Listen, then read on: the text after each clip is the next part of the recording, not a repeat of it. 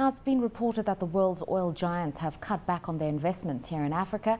In their view, the economics have made business expensive, and changing legal frameworks have created a level of uncertainty in the process of economic recovery. Joining us now for a perspective on oil investments and general mineral mining in Nigeria in the midst of proposed industry reforms, we have Yemi Anyanechi, who's the managing partner at the law firm. She joins us from Lagos.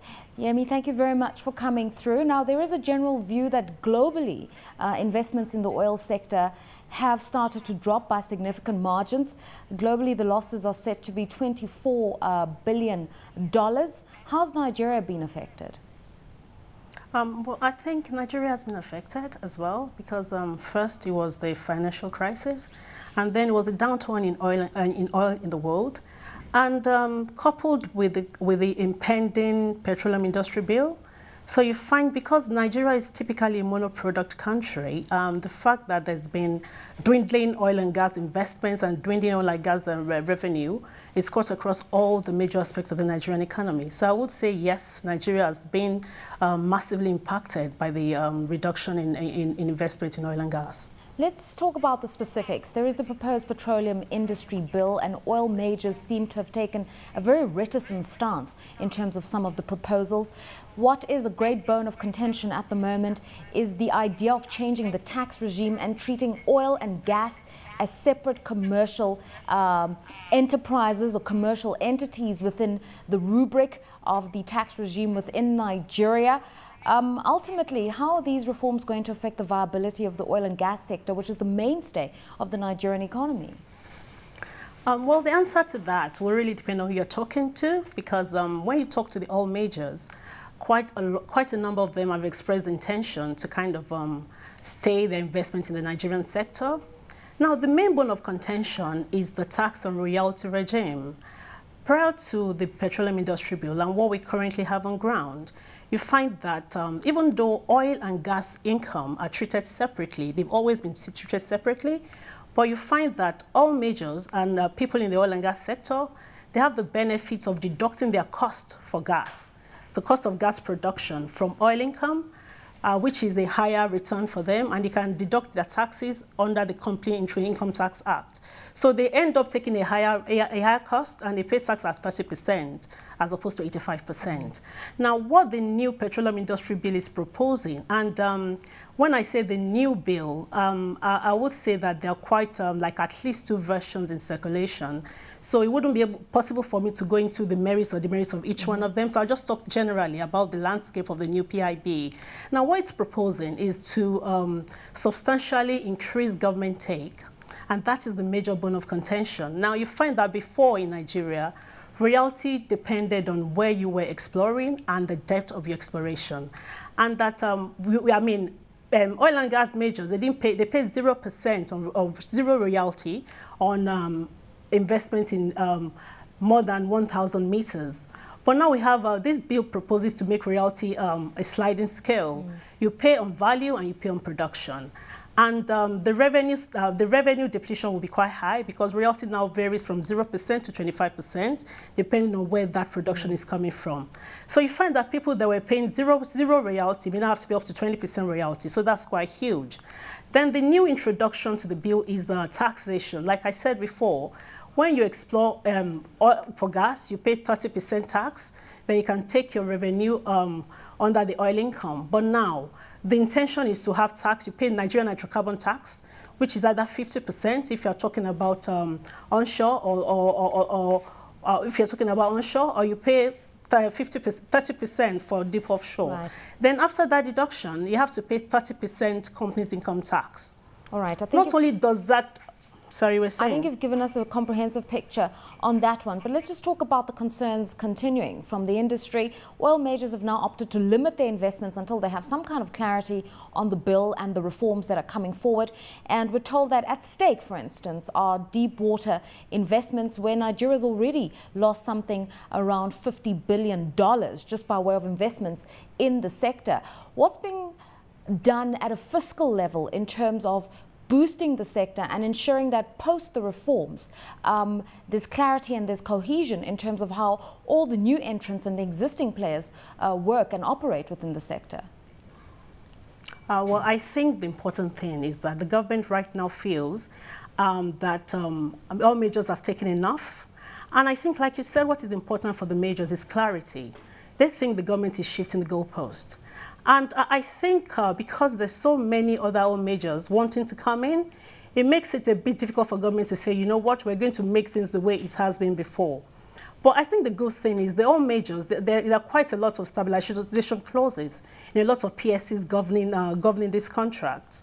So there may be a recourse to make sure that even post-BIB, the oil majors could sit with the government and find a way in which the economics could be made as robust as it was under the contracts. So there could be a process of negotiation between the oil majors, especially those that had their contracts, production sharing contracts with the government, because you find that the 2003 PSCs, the 2005 PSCs, and some of the 2006, they had very nice stabilization clauses. Now, when I say stabilization clauses, I'm saying the government has given them the assurance that if the law should change, then they will sit with them and negotiate a means of making sure that they get even commensurate returns on their investments. So that may be the way to go going forward. Okay, and let's move beyond the oil and gas sector and look at proposals and attempts to move the economy into other mining sectors. The Ministry of Solid Mineral Development is also making a concerted effort, we're told, to develop the minerals mining sector in Nigeria. I mean, what's Nigeria's potential as a mineral miner? It's not really known as such, is it? I think Nigerian potential is huge, and from reports, we think it's quite commensurate with world-class other world-class mining countries. Nigeria currently has about 34 mining potential, but they've identified seven strategic sectors as very viable. And I read in the papers earlier on today, the Minister for Mines has still mentioned that they've awarded like 3,000 titles, and they've actually processed 9,000 of it. So I think the potential for Nigeria is huge, and there's a law in place that actually makes, it encourages investment in the mining sector. So I think the potential for Nigeria is commensurate. We have minerals like gold, iron ore, columbite. I mean, the list is endless, although it's only 7 that they've identified for strategic investment for now. All right, Yemi, my final question to you is that so far only about $89 million per annum has been earned from mineral minings. And we know in South Africa as a mining economy that the costs of mining are rising as you need to go deeper into the Earth's surface. You need to factor in technology, you need to factor in safety issues, and you also need to factor in output issues, for instance, especially as we're beginning to see a decline, for instance, in the gold mining sector. Investors consider all of these as risk elements. How are they approaching the Nigerian situation, and what is the investment approach in the context of some of these challenges? Lerato, I lost most of what you said, but let me just try and do a quick recap. What you want to know is how the Nigerian government has created an investment-friendly environment for mining in Nigeria, correct? Okay, in 2007, there was an act, that's the Nigerian Minerals and Mining Act, which created quite a lot of incentives for the mining sector. And unlike the oil and gas sector, where, you find that the government is wanting a larger take, the Mining Act actually gives a lot of incentives. There's a tax holiday for 3 years from commencement of operations, and the minister has a discretion to extend that tax holiday by a further 2 years. But that would depend on whether the title holder has met with all his obligations under the current mining regime. Then apart from that, right, they have incentives for, you don't pay any customs or taxes on plants and machinery that you import into Nigeria. That's one other incentive. Then unlike the PIB that tries to reduce the amount of capital allowance, under the Mining Act, you actually get 95% capital allowance, and that's huge. And not only that, you get the right to actually carry over forward your losses for 4 years.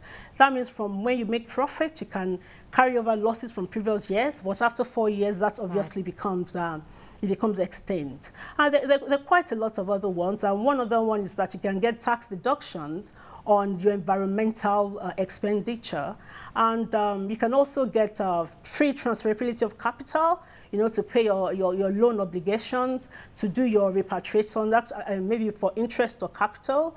So I think the government has actually prepared a very lucrative and try to incentivize quite a lot of international investors to come into the mining sector. And I've read that even as of now, there are quite a lot of investors from Canada, from Australia. So I would like to think people are actually taking advantage of those incentives. You've given us such a robust and comprehensive insight. Thank you very much, Yemi Anyanechi, who's a managing partner at the law firm, joining us from our studios in Lagos, Nigeria. Just your comments, having heard what Yemi has had to say. We're dealing here with Africa that's minerally endowed, but we're also dealing with a situation where miners have to consider the investment climate. They need tax incentives, as we're hearing the Nigerian government is opting to do, but you're also needing some kind of certainty by way of the laws and regulations and the royalties that will be applied. Of course, I think the main learning we can take from here, and it's experienced in every country in the world, is we have more than one side to a story. We have the internal political climate. People are always trying to bring out bills. We've seen in Australia there's a mineral bill on the table. Here we see a similar thing. The other side of the market is the demand side for the market. At a certain price, the risk may be worth it, but at the current prices, under deflated growth, they're not worth it. Nigeria remains a very interesting country, and I suppose the Niger Basin in particular. They have over 2 billion barrels of oil reserve. The oil remains the best quality Nigerian light crude in the world. But there's also a human factor. I read research recently that with emphasis so much on the Gulf of Mexico incidents, more oil is spilt in the Niger Delta than has happened in the Gulf of Mexico, and yet no emphasis is put on that African country, and that obviously affects a lot of lives. There's a lot of dynamics there, but long term must invest in mineral resources, will invest in resources.